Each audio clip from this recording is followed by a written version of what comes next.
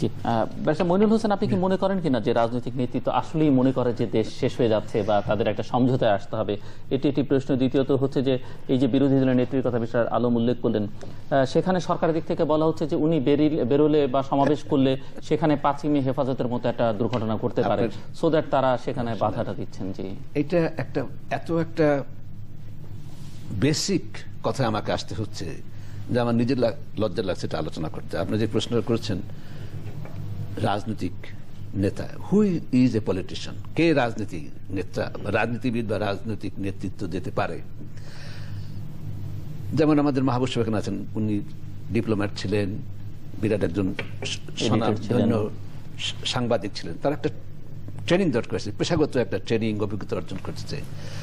রাজনীতি একটা বিশাল একটা দায়িত্বের ব্যাপার, ট্রেনিং এর ব্যাপার, অভিজ্ঞতার ব্যাপার।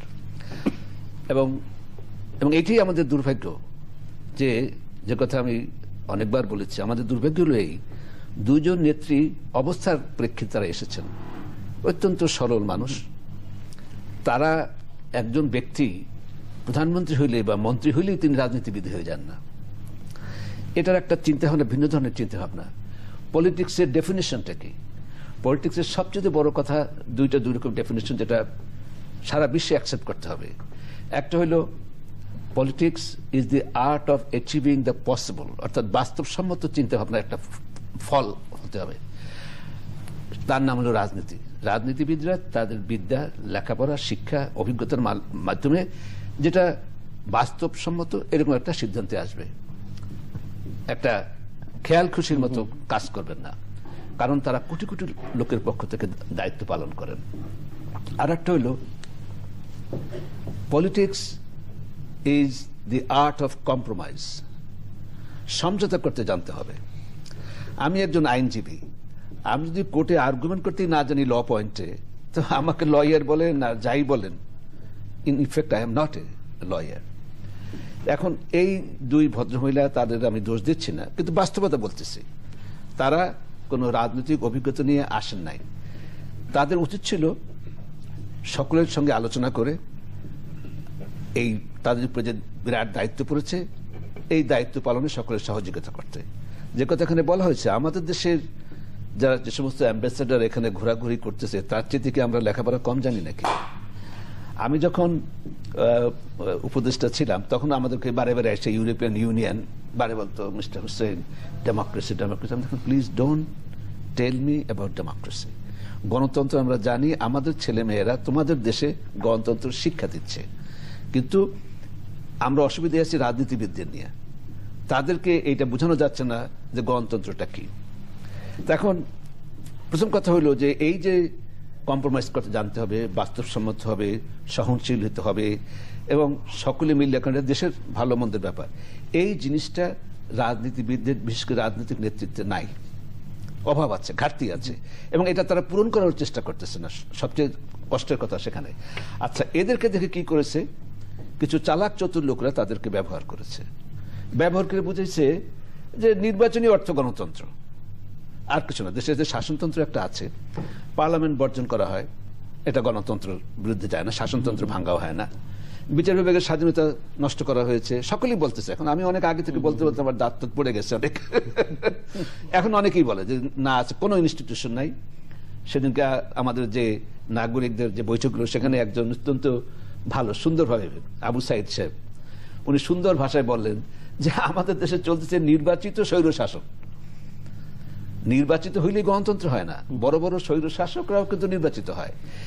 এখন যেটা আমার কাছে কষ্ট লাগে, যে অনেক লোক তাদেরকে সাহায্য করতে চাইছিল, সে বেগম খালেদা জিয়া বলেন বা শেখ হাসিনাকেই বলেন, দেশটা তাদের ভালো থাকে, এবং তারা চাকরি বাকরি খুঁজতেছে না। যে কথায় কথায় আমাদের সম্বন্ধে বলা হয় যে আমরা চাকরি বাকরি সুযোগ সুবিধা খুঁজতেছি, আমরা কিছু বলতে চাই না।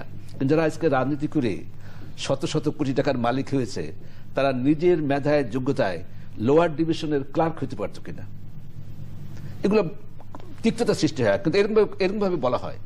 আমরা সেদিন বইটি কি বলেছি সকলে, এবং আমি বলেছি আমার একটা লেখা, যে সমাজের যারা একদম উচ্চ শ্রেণীর পর্যায়ের লোক, ব্যবসায়ী, বিভিন্ন দলমত নির্বিশেষে তারা সকলে ছিল, সরকারকে সাহায্য করা হয়েছে, কিন্তু তারা আসতে পারে নাই বা আসেন নাই। এবং তারা সরকারের মন্ত্রী ছিলেন তো, একজন ছিলেন এবং সকলকে ডাকছে। দেবপ্রিয় সাহেব এটা কিন্তু খুব সুন্দরভাবে করেছেন। এরকম একটা বৈঠকের কথা আমি ডক্টর কামালকেও বলছিলাম যে আপনারা ডাকেন সকলকে মিলে। তারা কি কথাটা বলেছে একটু সময় দেন, এটাকে স্থগিত রাখেন, যে নির্বাচন নিয়ে সংঘাত, যে নির্বাচন নিয়ে আন্তর্জাতিক পর্যায়ে কোনো আমরা স্বীকৃতি পাচ্ছি না, ইউনাইটেড নেশনস বলেন কোনো না, তারপরও এদেশে যারা মনে করে যে বাংলাদেশের, যদিও আমি মনে করি না, আমাদের সারা পৃথিবীতে বন্ধু রয়ে গেছে, যারা মনে করে একমাত্র ভারত ছাড়া আর রাশিয়া ছাড়া কোনো বন্ধু নাই, আমাদের আসল বন্ধু নাই, সেই রাশিয়াও কিন্তু মানে অবজারভার পাঠাচ্ছে না এই নির্বাচনে। এরকম একটা প্রহসনমূলক নির্বাচন নিয়ে যদি করা হচ্ছে, মানুষ মারা যাচ্ছে, অর্থনীতি ধ্বংস হয়ে যাচ্ছে, এটা কি কথা? এখানে আমার প্রশ্ন যে আপনি বলছেন এবং মিস্টার মাহবুল আলমও বলছেন যে আপনারা 2014-কে খুব মনে করেন পরিস্থিতির উন্নতি হবে, ভালো হবে, কিন্তু 5ই জানুয়ারি একটা নির্বাচন হচ্ছে, সরকার নির্বাচন অর্ধেকের বেশি করে ফেলেছে, বাকিটা সরকার করবার পরে তারা মনে করছেন যে তারা একটা লেজিটিমেসি পাবেন বা আইনি বৈধতা পাবেন, এবং তারপরে মন্ত্রীরা বলছেন যে কঠোর হস্তে সবকিছু তারা তখন নিয়ন্ত্রণ করতে পারবেন। এই জন্য আশাবাদী, সত্যি আশাবাদী যে পরিস্থিতিটা বা পাগলামিটা চরম পর্যায়ে চলে গেছে। পাগলামি যখন চরম পর্যায়ে চলে যায় তখন সুস্থ হওয়ার একটা সম্ভাবনা থাকে। বাংলাদেশকে এই রাজনীতির নামে যে চরম পর্যায়ে নিয়ে গেছে, এর একটা চরম পরিণতি হবে, যেটা আমাদের কাম্য নয়। এই চরম পরিণতির পরে ভালো হবে। একটা কথা আছে না, ধ্বংসের পরে নূতন সৃষ্টি হয়। এটা বোকাদের কথা, কিন্তু আমি ধ্বংস হব কেন? কিন্তু আমি সেই জন্য আশাবাদী যে কারণ এইটা বেশি দিন চলতে পারবে না। যতই চেষ্টা করুক না কেন, এই নির্বাচনকে ঠেকিয়ে নির্বাচনের মাধ্যমে ক্ষমতায় থাকতে পারবে, এটা একটা মানে একটা কি বলবো, একটা অবাস্তব কথা, যে অবাস্তব শুধু একটা হাস্যকর ব্যাপার, এটা হতেই পারে না। কারণ আপনি সম্পূর্ণ জনগণকে বাদ দিয়ে একটা নির্বাচনের মাধ্যমে সরকার চালাবেন, কি চালাবার, এটা কি একটা গল্প আমি সেখানে বলেছিলাম, সেটা বলি আমি। যেমন পদবি পাইলে একজন রাজনীতিবিদ হয় না। আইয়ুব খান তো প্রেসিডেন্ট ছিলেন অনেক বছর, তিনি রাজনীতিবিদ হন নাই। তিনি কিন্তু শেষ পর্যন্ত যত আন্দোলন হয়েছে, সবকিছু হয়েছে, শেষ পর্যন্ত কিন্তু সমঝোতে আসতে পারেন নাই। তিনি করলেন কি, সামরিক বাহিনীর হাতে ক্ষমতা দিয়ে চলে গেল, কিন্তু সমঝোতে আসতে পারেন না। এই যে পলিটিক্যাল যে আইডিয়াটা, যদি আজকে সরোয়ার্দী সাহেব হইতেন, নেহেরু হইতেন, তারা কিন্তু একটা সমঝোতে আসতে পারতেন।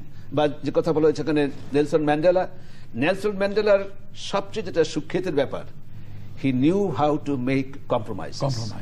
That was one of his commitment. এখন এই যারা এখন আল্লাহর রহমতের রাজনীতি করছে এবং আশেপাশে আছে, তাতে দেখেন, এবং এই যে খবর কাগজের মাধ্যমে আসছে যে 500 কোটি 1000 কোটি টাকা চুরি করেছে, একটু লজ্জাও পাচ্ছে না তারা। এবং তাদের, সেজন্য আমি সেখানে বলছি, সেই আলোচনায় বলছি যে এই সমস্ত দুর্নীতিটাকে প্রশ্রয় দেওয়া হয়েছে এবং এই দুর্নীতির মাধ্যমে আনুগত্য আনা হয়েছে, যে আমার পক্ষে তোমরা থাকবা, চুরি করো। এবং এটা আইয়ুব খানের একটা উদাহরণ, আপনি আইয়ুব খানের উদাহরণটা বলবো আমি। আইয়ুব খানের উদাহরণটি আমি আসতেছি, যে এইটা কেমন করে বাংলাদেশে পাকিস্তানের আইয়ুব খানের উদাহরণ অনুসরণ করা হয়েছে। দেখেন, আইয়ুব খান করতো কি, জানতো যে আমি আসলে খারাপ লোক, সে না জানতো যে আমি আসলে চুরি টুরি করবোই।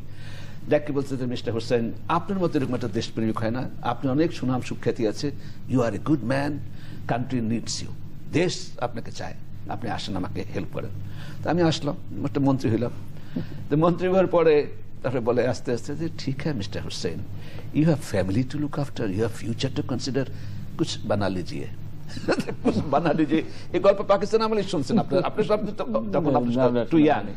না, কিন্তু উনি শুনেছেন সবই। আচ্ছা, যাই হোক, এই গল্প তখন আমি নতুন কিছু বলতেছি না, তো কুছ বানা লিজিয়ে, বানাইছে ভালো করে। বানাবার পর যখন আইয়ুব খান বিপদে পড়তেছে, তখন এসে বলছে, স্যার আমি তো অনেকদিন করলাম স্যার, আমিরও বয়স টয়স হয়েছে, এখন আমাকে মাফ করেন, আমি চলে যাই, আপনার জন্য দোয়া করি। তখন বলে, সালাকে বাচ্চে, এই ড্রয়ার থেকে রেকর্ড বাইর করে, সব তো সে রেকর্ড করে রাখছে, আর কোনো উপায় নেই, তার সঙ্গে থাকতে হচ্ছে।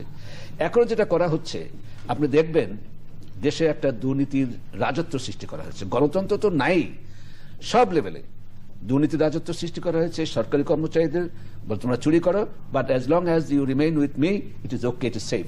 এমনকি দুর্নীতি দমন আইনের ওটাও পরিবর্তন করা হয়েছে, যাতে প্রায় প্রধানমন্ত্রীর ছাড়া কোনো মামলা টামলা না চলে। কনসেন্ট ছাড়া করা এই যে একটা ভয়াবহ পরিস্থিতি, এটা কিছুতেই চলতে পারে না। একটু আমার কষ্ট হচ্ছে, একটু বুদ্ধি থাকলে, একটু বিবেক থাকলে তারা বুঝতো যে এই অসৎ লোকদের টাকা দিয়ে দুর্নীতির মাধ্যমে একটা শাসন ব্যবস্থা চলতে পারে না বেশি দিন। সেই জন্য আমি আশাবাদী যে এটা শেষ ভালো হবে, কিছু, আপনি মনে এটা শেষ হবে, কিন্তু অনেক মূল্য দিতে হবে। এবং যারা বলে যে, আর এই কথাটা আমি সত্যিই বুঝি না, কি করে আমাদের সুশীল সমাজ পরবর্তী একটা শেষ পর্যায়ে একটা সিদ্ধান্ত নিয়েছে একত্রভাবে, কোনো খারাপ কিছু না। আমরা বলেছি এইটাই যে একটু সময় দেন, এই যে নির্বাচন স্থগিত রাখেন, একটু সময় পাবেন। অনেক শাসনতন্ত্র বিশেষজ্ঞ মনে করেন যে আরো 3 মাস সময় পাওয়া যেতে পারে। কিন্তু আসলে যেটা হইতেছে, পঞ্চম সংশোধনীটা এমন করা হয়েছে, পঞ্চদশ, এটা আমাদের ইংলিশে 15th হয় আর বাংলায় পঞ্চম হয়ে যায় আমার। এই পঞ্চদশ সংশোধনীটা এমন করা হয়েছে, যদি আপনি কোনো আইনজীবীর সাথে বসেন একত্রে, আমি তার সঙ্গে আলোচনা করে দিয়েছি, এটা একটা গণতন্ত্র হত্যারই শুধু না, এটার ভিতরে এত কন্ট্রাডিকশন রয়ে গেছে। এই পঞ্চম সংশোধনী থাকবেই না, আমি বলে গেলাম। এটা থাকলে পরে শাসনতন্ত্রই থাকবে না, গণতন্ত্র থাকবে না, কিচ্ছু থাকবে না, এটা কিছুই না। আজকে যদি মনে করেন, কেউ কেউ মনে বলতেছেন সেদিনকে যে যদি আজকে সংসদটা ভেঙে দেওয়া হয় তাহলে সংসদের 90 ডেজ পাবে। সংসদ ভেঙে দিলে পরে যে আবার একটা কন্ট্রাডিকশন হবে, সেটা কি জানেন? সুপ্রিম কোর্ট থেকে বলা হয়েছে যে নির্বাচিত সরকারের আন্ডারে ইলেকশন হইতে হবে। যদি সংসদ বাতিল হয়ে যায়, কেউ তো নির্বাচিত থাকতেছে না, তো বেসিক স্ট্রাকচারের সঙ্গে আপনার সংঘাত হচ্ছে। এরকম একটা পাগলামের ভিতরে আছে। তবে সবাই মিলে চেষ্টা করলে পরে নিশ্চয়ই আমরা একটা পথ বের করতে পারি, সুপ্রিম কোর্টের সাহায্যে একটা বের করা সম্ভব। কিন্তু যখন আমাদের সুশীল সমাজের যে ভুলটা আমরা করেছি, সেটা হলো কি জানেন, আমাদের ভিতরে, এটা বাঙালির চরিত্রের ভিতরে একটা ব্যক্তির স্বার্থের একটা দুর্বলতা মারাত্মক বেশি। আসলে আজকে ব্যবসায়ী বলেন, যাই বলেন, যারা হাহাই করতেছে, সর্বনাশ হয়ে যাচ্ছে দেখতেছে, তারা কিন্তু আসলে এই রাজনীতির সঙ্গে জড়িত। এই সুযোগ সুবিধা পাওয়ার জন্য এই রাজনীতিকে তারাই কিন্তু মাথায় উঠেছে। আমরা সকলে মিলে আজকে দেখেন, আইনজীবীদের ভিতরে 2 ভাগ মারামারি হচ্ছে, প্রেস ক্লাবে 2 ভাগ মারামারি হচ্ছে। এ তো মারামারি হওয়ার কথা না। জনগণের ভোটের ব্যাপার, এখানে সাংবাদিকদের ভিতরে ডিভিশন হবে কেন? আইনজীবীদের ভিতরে ডিভিশন হবে কেন? এই বিষয়ে শুনতে আসবো আমি আপনার কাছে। আমি আসবো মাহবুবুল আলম। আপনি